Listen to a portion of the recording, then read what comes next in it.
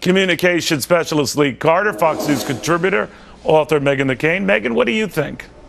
Do I think it moves the needle? I think Neil Bush doesn't move the needle, but I think Carly Fiorina could actually have a major impact. I was a huge Carly Fiorina fan and supporter, and I think her most notable moment was when Donald Trump talked about her face, and she responded so eloquently during the debate. And I think she has the capacity to get a lot of young conservative women taking a second look at Ted Cruz. For me, honestly, I've been hesitant about Ted Cruz, and the Carly Fiorina endorsement has swayed my personal opinion. Lee, what do you think? I don't think it does. I think that Carly's votes already went elsewhere. And then they certainly didn't go to Trump. They went, I think, to other candidates. And I think some of them went to Cruz and some of them went to other, elsewhere. And I think the percentage of her votes was at the time, 3%, 2% that she dropped out. So, yes, I think that is she influential?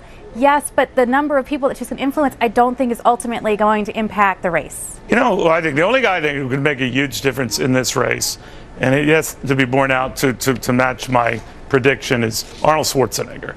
When he supports John Kasich, I think that's going to pay huge dividends because, my gosh, that's the Terminator. But having said that, ladies, I wonder, do endorsements matter? Because if newspaper endorsements mattered, well, John Kasich would be the president-elect right now.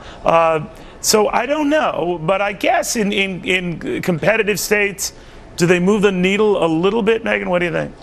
Listen, I just told you I've been hesitant about Ted Cruz for a long time, and I'm #NeverTrump. I was a huge Carly Fiorina fan. I even wore her T-shirt while I was watching one of the debates. And for me, this has shown me if Carly Fiorina says that we now, as #NeverTrump Republicans, what we need right now to get around Ted Cruz, right now at this moment, I guess I'm supporting Ted Cruz as well. But you would support Trump if he ultimately became the nominee?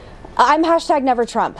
I'm #NeverTrump. I'm struggling with it, as I think many Americans are. Could you remove the #NeverTrump and # I guess I'll settle? I mean, I could never vote for Hillary Clinton and sleep well at night and talk to my future grandchildren. I could never do the same thing with Donald Trump, and I think there's a lot of Republicans out there struggling with the same thing, which is why Ted Cruz looks right now like he's going to be the formidable candidate to go up against Trump. Lee, while you're talking there, I want to show a couple of polls in Ohio and Florida that seem to show that Donald Trump, despite all of this news, could be well on his way to capturing those winner-take-all states and at least torpedoing the threats of John Kasich and Marco Rubio while he's at it. But you were going to say? No, I think that Trump is well ahead. I mean, and despite the endorsements, I think that Rubio would be, the heir apparent if endorsements were everything. I do think endorsements matter on the local level. So when you like somebody, so Meghan, you're talking about how much you like Carly Fiorina, and she does have an impact on you personally. When you know somebody at the local level, when you're talking about, your friends, when you're talking about an influencer in your community, those people matter. When you're talking about, but they only matter in a close state, right? If the polls aren't so close, I could see if they're separated by 1%. And by the way, these polls mean nothing. We learn in Michigan that they're not always worth the data they're written with. But I mean, having said that, in a close race, I could see them being influential. Meghan, in a race like this, or at least the way they're posited in both of these crucial states, maybe not so much. Listen, the playbook has been completely thrown out the window by Donald Trump, but we're sitting here with 2/3 of the Republican Party still struggling with the idea of having Donald Trump as our nominee, and I think any little bit helps. I'm always a fan of strong conservative women. Carly Fiorina really spoke to me during the election for a lot of different reasons, and she is one of those people. Listen, Lindsey Graham and Carly Fiorina right now are telling me I have to get behind Ted Cruz, so right now I'm getting behind Ted Cruz. Lee, I wonder what you do for a Hail Mary pass if you are Ted Cruz. I don't even know why I'm saying that, because he's only, to be fair, 99 delegates behind, and Donald Trump has only 1/3 of the delegates he'll need. Having said that, though, what about going over to Marco Rubio and saying, hey, how about you and I forming a team? What about going over to John Kasich? How about you and I forming a team? The Rubio one might make better sense because he has a few more delegates, but something like that just to jar the equation. Well, I mean, it would make common sense for that to happen. I can't imagine Rubio or Kasich, either one of them, actually swallowing that, because I think it would... Well, by the way, I think I know what I'm speaking because it worked in House of Cards, but I guess not in real life. There's no... I mean, if they were to do that, then they would likely win.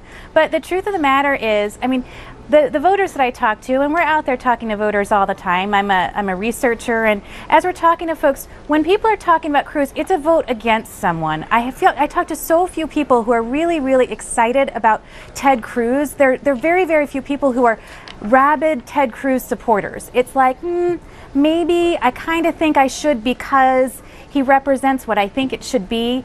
But people who support Donald Trump are rabid. They believe he's going to make America great. Whether or not I agree with that. That's the way these voters feel. And it is exciting for them, and there is momentum behind them, and that's hard to break. There's still a lot of, like I said, 2/3 of the Republican Party are still having a hard time with this and not necessarily supporting Donald Trump. His negative numbers up against Hillary Clinton are daunting. There's still a lot of reasons to be questioning Donald Trump. Megan, I'm not going to say his but momentum's it not should be there. hashtag I've got a serious grudge here. So My problems with Donald Trump go way behind his beef with my father, and at this point I think like there's a lot of things that have happened. I mean, talking about his anatomy on the presidential stage in the last debate is not something I would ever have my little sister or anyone young person I wanted to watch. There's a lot of reasons not to like Donald Trump that go way beyond the fight with my father, Neil. Okay, very good. Maybe hashtag we've all got a hug here and move on. But I'll I work love on that. you so much, Neil. Come on. I see that. Ladies, thank you.